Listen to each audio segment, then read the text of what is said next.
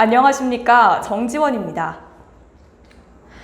경기도가 올해 12월 출소 예정인 조두순의 피해자 가족을 보호하는 대책 마련에 나섭니다.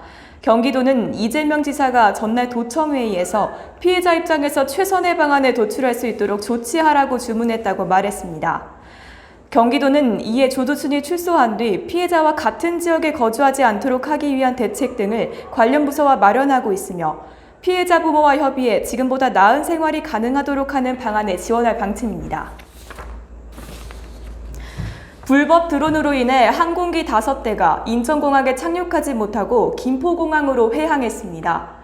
인천국제공항공사에 따르면 승객 59명을 태우고 오늘 오후 2시 50분 인천공항에 도착할 예정이었던 시베리아 항공 여객기가 김포공항에 착륙했습니다.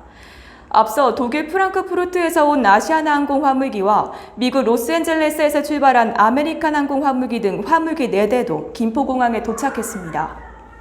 인천공항 관계자는 불법 드론으로 보이는 미확인 비행 물체로부터 안전을 확보하고자 정상적으로 착륙하지 못했다고 설명했습니다.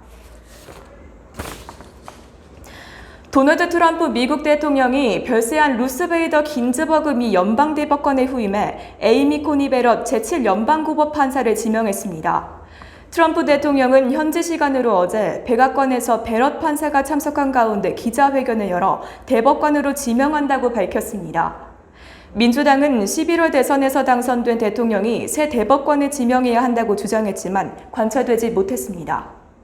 48세의 베럿 판사는 독실한 가톨릭 신자로 낙태에 반대하는 보수 성향으로 알려져 있습니다.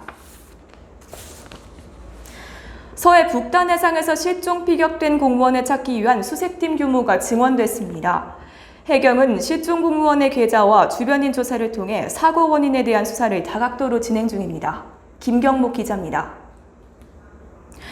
상온 노출된 독감 백신 접종자 수가 324명으로 늘었습니다. 방역당국은 앞서 어제 오후 105명이 문제의 백신을 맞은 것으로 확인됐다고 밝혔는데 하루 사이에 3배로 뛴 겁니다. 특히 일부 병원들은 정부가 지원하는 무료 백신을 성인들에게 돈까지 받고 접종한 것으로 드러났지만 단순 계약 해지 외에는 별다른 제재는 없었습니다. 고액 상습 체납자가 체납한 국세가 51조 원대에 이르지만 징수율은 미미한 실정입니다.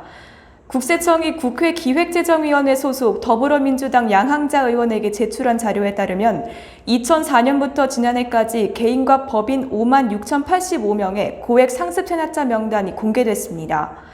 이 중에는 1,073억 원에 체납한 최순영 전 친동아그룹 회장, 714억 원에 체납한 조동만 전 한솔 부회장, 31억 원에 체납한 전두환 전 대통령 등이 포함되어 있습니다.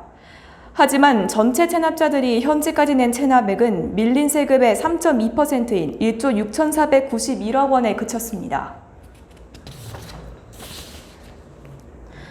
이도훈 외교부 한반도 평화교섭본부장이 미국 워싱턴 DC를 방문하기 위해 오늘 출국했습니다. 3박 4일 일정의 이번 방문에서 이 본부장은 스티븐 비건 미 국무부 부장관 겸 대북 특별대표와 만나 한반도 평화 프로세스의 진전 방안에 대해 논의합니다. 이 본부장은 출국 전 기자들과 만나 한반도의 완전화 비핵화와 평화 정착이라는 양국의 도전 과제를 어떻게 추진해 나갈 것인지 긴밀하게 협의할 예정이라고 말했습니다. 소연평도 실종 공무원 피격 사건에 대해서도 논의하는지 묻자 모든 관련 사항은 다 논의할 예정이라고 밝혔습니다. 중국이 아직 검증이 끝나지 않은 코로나19 실험용 백신을 수십만 명에게 투여해 보건 전문가들의 우려를 사고 있다고 미국 뉴욕타임스가 보도했습니다. 보도에 따르면 중국 국영회사 임직원부터 시작해 정부 공무원, 백신을 개발 중인 제약회사 임직원 등 수십만 명이 현재 3상 임상시험 중인 중국산 실험용 백신에 접종한 것으로 드러났습니다. 당초 중국 정부는 지난 7월 백신 긴급 사용을 승인하면서 의료진 등을 위주로 접종하겠다고 밝혔으나 그 대상을 크게 확대한 겁니다.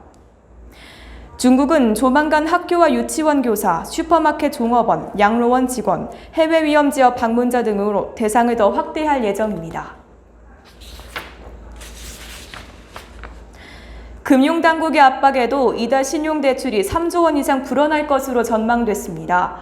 5대은행의 지난 24일 기준 신용대출 잔액은 126조 8,863억 원으로 8월 말과 비교해 2조 6,116억 원 증가했습니다.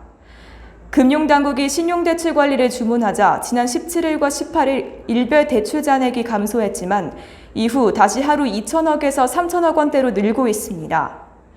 이 추세라면 9월 말까지 신용대출 증가액이 3조 원에 넘어서게 됩니다. 은행권은 연말까지 금융당국의 신용대출 관리 목표를 제출할 예정으로 이에 맞춰 추석 이후 본격적으로 금리 인상과 한도 축소 등 대출 총량 관리에 들어갈 방침입니다. 북한 매체는 북한군의 남측 공무원 사살 사건과 김정은 국무위원장의 공식 사과에 대해 전혀 언급하지 않고 있습니다. 이른바 최고 존엄이 사과했다는 사실을 주민들에게는 알리지 않으려는 의도로 보입니다.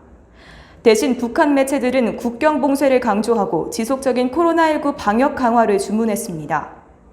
최근 선전 매체를 통해 한미 공조 등을 비판했던 북한은 남측 공무원 사망이 확인된 수요일부터는 대담 비난에 자세하고 있습니다. 뉴스를 마칩니다. 고맙습니다.